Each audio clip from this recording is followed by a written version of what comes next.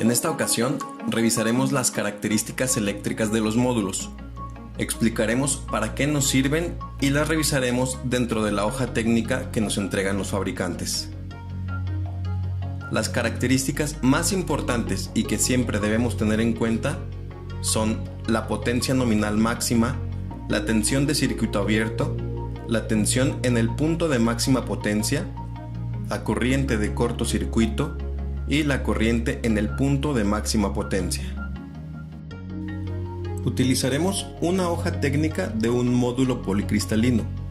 Los datos que repasamos suelen estar en la segunda hoja, en el apartado de parámetros eléctricos en condiciones de prueba estándar, llamadas comúnmente STC, por sus siglas en inglés, Standard Test Conditions. Esto quiere decir que todas las cifras de medición que se mencionan en la hoja de datos son realizadas en un ambiente con temperatura y radiación controlada. En este caso, nos indica que las pruebas fueron hechas en un laboratorio con 1000 watts por metro cuadrado de radiación, con una temperatura de las células de 25 grados y una masa de aire global de 1.5. En nuestra hoja podremos observar los valores de diferentes tipos de módulos para darnos una mejor idea de los datos que estamos observando.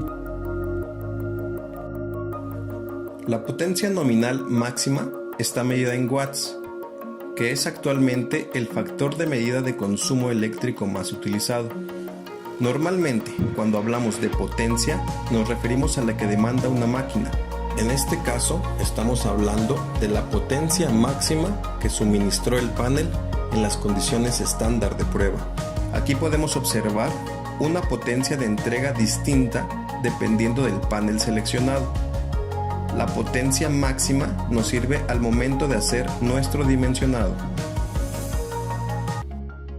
La tensión de circuito abierto, conocido también como voltaje en circuito abierto o VOC por sus siglas en inglés, Open Circuit Voltage,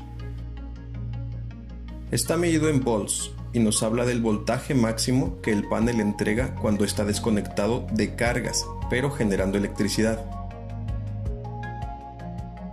Es el voltaje que podremos medir si ponemos un voltímetro en los terminales de un panel que está generando, pero desconectado de cualquier instalación. Dado que es un circuito abierto, no hay corriente que medir y el valor real en el sitio variará en función de la irradiancia y la temperatura.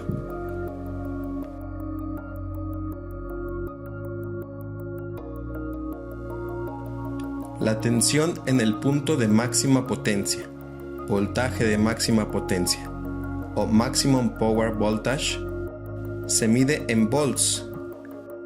Es la tensión que genera el panel solar cuando está funcionando al máximo de su rendimiento, en la potencia máxima, en las condiciones estándar de prueba.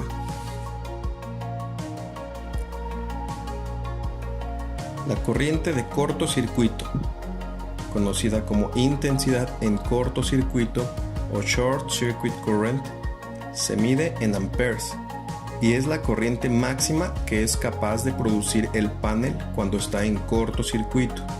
Esto, por supuesto, en una situación de anomalía en el funcionamiento en donde el excederlo puede dañar el panel. En este punto, la tensión no existe.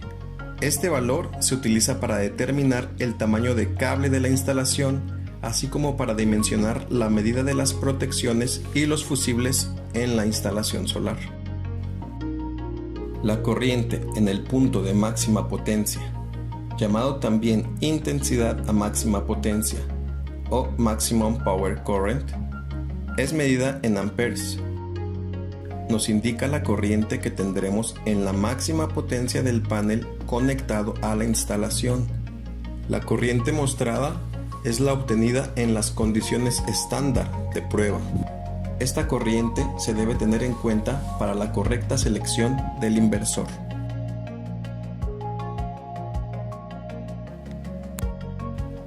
La potencia máxima la podemos encontrar como resultado de la multiplicación entre la tensión en el punto de máxima potencia y la corriente en el punto de máxima potencia.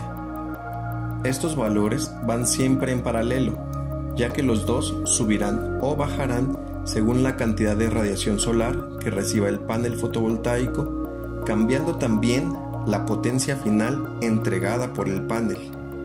Todos los datos mencionados son utilizados como referencia, ya que en puesta en sitio los valores varían dependiendo de las condiciones atmosféricas, pero es importante siempre tenerlos en cuenta para un correcto dimensionado y selección de materiales.